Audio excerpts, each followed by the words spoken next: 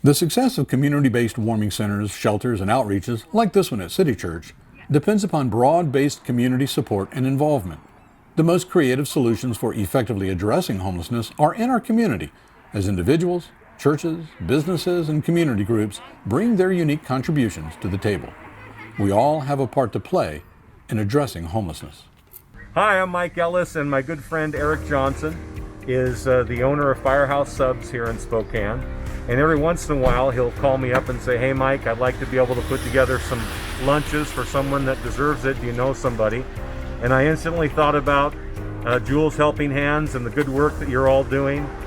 Let Eric know, and he sent up his son, who is putting together the lunches right now. And Andrew just got his Eagle Scout, and so he is helping us get the lunches together. But Eric put together and Andrew put together a meal for 40 people today. So thank you for letting us do this. Hi, Andrew. This is Julie.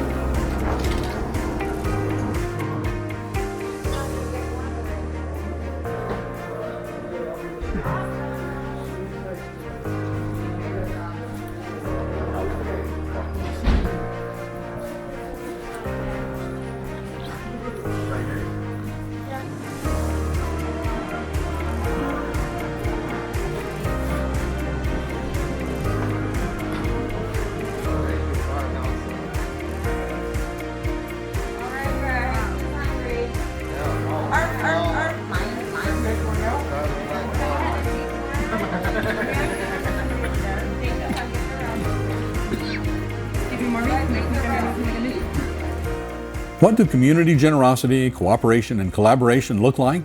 Today, they look like the donation of an RV by Jules Helping Hands to Family Promise of Spokane.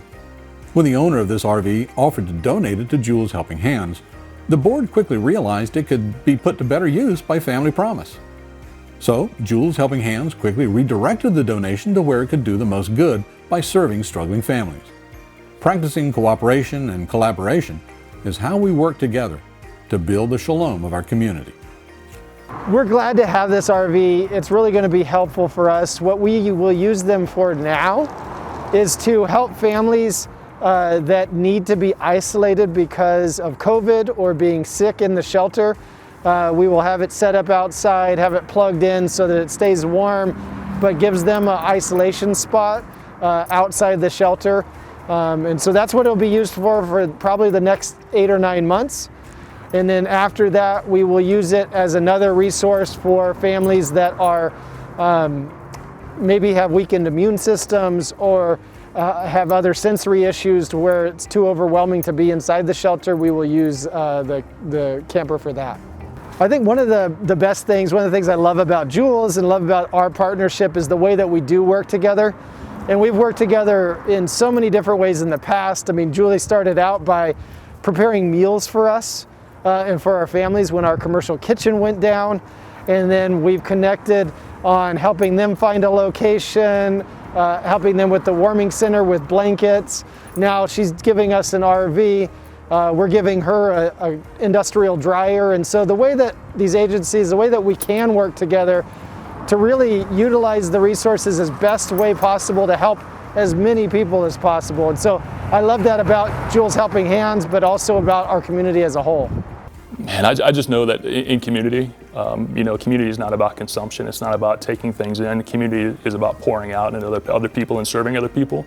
So when people say they want to be part of a vibrant community, or they don't want, or they want to live in a healthy community, part of being in a community with each other is pouring into others. It's not just always consuming.